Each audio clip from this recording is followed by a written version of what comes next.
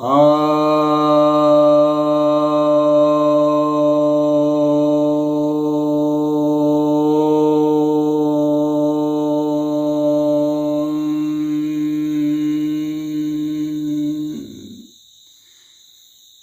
भक्तजनों को सब प्रेम नमन।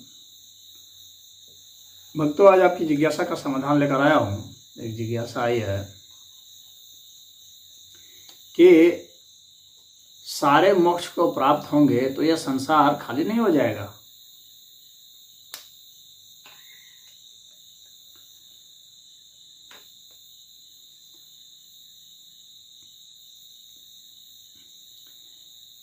यानी यह मान रहे हैं कि जो मोक्ष को प्राप्त नहीं हो गए हैं उनकी संख्या फिक्स है, इसलिए मान रहे हैं कि वो खाली हो जाएंगे। लेकिन कई योनियां बताई गई हैं और उन योनियों का विकास होता है और वे भी मोक्ष को प्राप्त होते हैं। फिर जो मोक्ष को प्राप्त हो जाते हैं वहाँ भी क्षोभ हो जाता है, और जब क्षोभ हो जाता है तो वह पुनः इस जन्म मरण के चक्र में आ जाते हैं। उनको भले हम अवतार कह लें, लेकिन वो भी इसमें आ जाते हैं। तो वह क्षोभ होता रहता है और फिर यह चक्र चलता रहता है। तो वास्तव में ये जन्म और मरण और मोक्ष और बंधन, ये सब जो हैं ये निरंतर चलते रहते हैं। और ये यहाँ पर ये जो असंख्य प्राणी हैं जो बनते रहते हैं, इनकी कोई गिनती नहीं है, न इनका कोई क्रम है कि इस क्रम में ही ये बनेंगे और अब बन के नष्ट हो जाएंगे। ये तो ब्रह्मांड के अलग अलग जगह पर अलग अलग समय में अलग अलग वो बनते रहते हैं, चलता रहता है। तो ऐसा कभी नहीं होगा कि ये पूरा खाली हो जाएगा, क्योंकि यह ब्रह्मांड अनंत है और अनंत ब्रह्मांड है।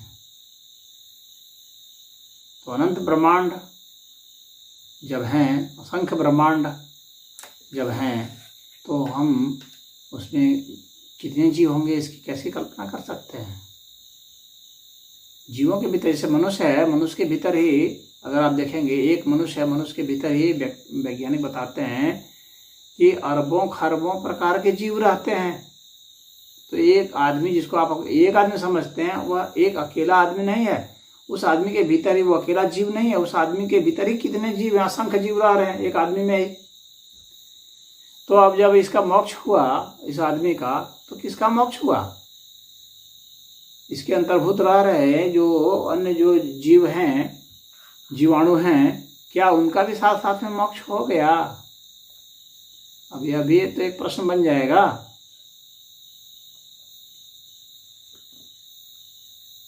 तो हम जिसको एक जीव कह रहे हैं वो वास्तव में एक जीव नहीं है, वह तो असंख्य जीव है। हम लोग के तो मुंह में ही खाली बता रहे हैं कि इतने बैक्टीरिया होते हैं, 1 घंटा में ही अरबों बैक्टीरिया बन जाते हैं। बताइए कितने जीव होते हैं। और हम लोग के गट में, हम लोग की आंतों में, इंटेस्टाइन में, सब हम लोग के सब कोशिकाओं में, हर जगह जो है वो कई बैक्टीरिया और वायरस ये सब रह रहे हैं, फंगस रह रहे हैं। तो अन्य बहुत प्रकार के परजीवी सब रह रहे हैं, अमीबा रह रहे हैं, एंटामोeba रह रहे हैं, बहुत सारे हैं, पैरामीशियम रह रहे हैं।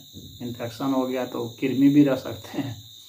अब कृमि के भीतर भी कितने प्रकार के बैक्टीरिया वायरस होंगे तो आप गिनती नहीं कर पाएंगे। तो यह इतना बड़ा जाल है, ये अनंत जाल है। इस अनंतता को जान लेना ही मोक्ष कहलाता है, उसको महसूस कर लेना है। और जिसको यह ज्ञान हो गया वह मोक्ष हो गया। तो एक व्यक्ति जो मोक्ष हो गया, क्या उसके मुंह में रह रहे बैक्टीरिया भी मुक्त हो गए? तो नहीं, ऐसा नहीं होगा ना।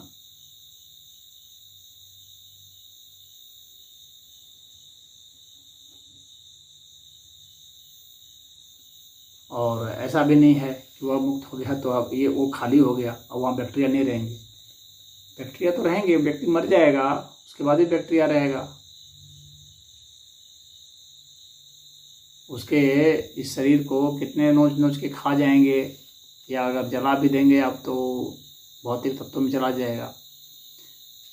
तो हमको यह समझना है कि जीव जो है, एक जीव के पीछे असंख्य जीव हैं और ये असंख्य ब्रह्मांड हैं। उन ब्रह्मांड में असंख्य जीव हैं और उस असंख्य जीवों में भी असंख्य हैं और उन असंख्यों में भी असंख्य हैं, तो आप गिन नहीं सकते। तो ऐसा नहीं होगा कभी ये खाली हो जाएगा, ऐसा भी नहीं है खाली पृथ्वी पर ही जीवन है।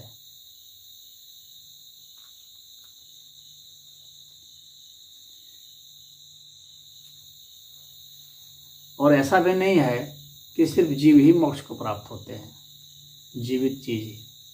वास्तव में जीवन और मरण जो है ना, यह इसकी जो बाउंड्री है, यह हम लोगों ने कृत्रिम रूप से खींची है। वास्तव में जीवन और मरण के बीच में ऐसी कोई कृत्रिम रेखा नहीं है। हम लोगों ने अपने समझने के लिए खींच रखी है। जो आपको निर्जीव दिख रहे हैं ना, उनमें भी जीवन है, वे भी जीवित हैं, लेकिन उनकी जीवंतता को समझने के लिए कुछ बहुत बड़े आयाम में आपको जाना पड़ेगा, तब आप समझ पाएंगे कि वे कैसे जीवित हैं।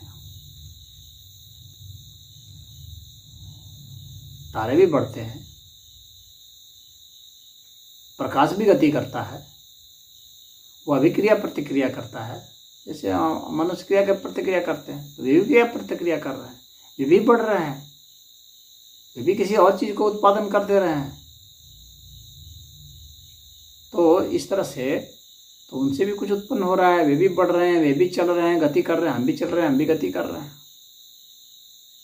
वे भी एनर्जी को ऑब्जर्व कर रहे हैं, हम भी एनर्जी को ऑब्जर्व कर रहे हैं। एनर्जी के टर्म में सोचिए तो आपको लगेगा कि ये वस्तुएं जो हैं, जो एनर्जी करते हैं, एब्जॉर्ब करते हैं, फिर एनर्जी को एमिट भी करते हैं, एनर्जी को ग्रहण करते हैं और फिर उसको निकालते भी, अवशोषित भी करते हैं और उसको विसर्जन भी करते हैं। और उसके बाद करने के बाद उनमें क्रिया प्रतिक्रिया भी होती है, तो वो गति भी करते हैं। आखिर हम लोग जो कैलकुलेटर बनाते हैं, वो कैलकुलेशन भी तो करते हैं, तो उसमें चेतना नहीं होती तो कहाँ से कैलकुलेशन होता। आर्टिफिशियल इंटेलिजेंस हम लोग कैसे तैयार कर पाते, इंटेलिजेंस उसमें आया कहाँ से?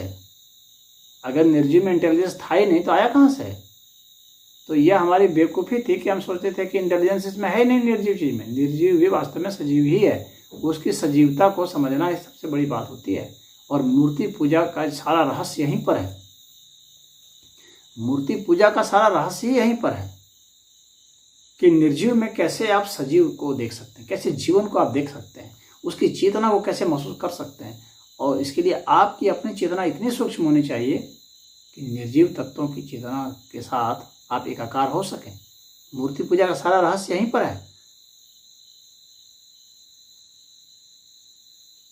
तो इसलिए ऐसा नहीं है कि वह मोक्ष को प्राप्त नहीं होगा जो निर्जीव तत्व है, मोक्ष को भी प्राप्त होगा।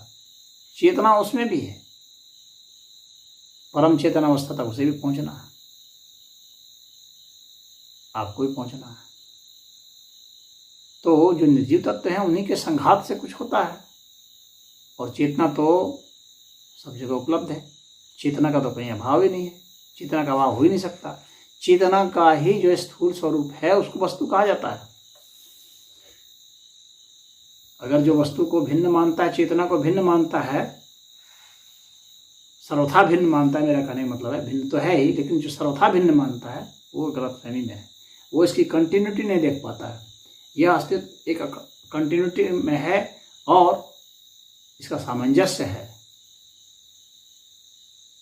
और यह अखंड है। ये तीनों चीज साथ रखना पड़ेगा। अखंड है यानी आप इसको खंडित नहीं कर सकते हैं, खंडित नहीं कर सकते इसका मतलब है इनमें यथार्थ भेद नहीं है। अन्यथा आप खंडित कर देते हैं, सीधे सीधे दो खंड बांट देते हैं, ये चेतना ये जड़। एक संदर्भ में एक आपका कॉन्शियसनेस है, उस चेतना के संदर्भ में ही कोई जो है सजीव है, कोई निर्जीव है, बस अन्यथा ये कंटिन्यूटी है, ये अखंड अवस्था है, ये अस्तित्व अखंड है। यही हम लोग के सनातन ग्रंथ कहते हैं और यही विज्ञान से भी सिद्ध होगा। तो इसीलिए सारे मोक्ष को प्राप्त होने के बाद भी खाली नहीं होने वाला है, क्योंकि यहाँ ये अनंत है, यहाँ कमी नहीं पड़ने वाली है, न जीव की न तत्व की, किसी प्रकार की। तो मुझे उम्मीद है जटिल प्रश्न का जटिल उत्तर आपको समझ में आ गया होगा। हरि ओम।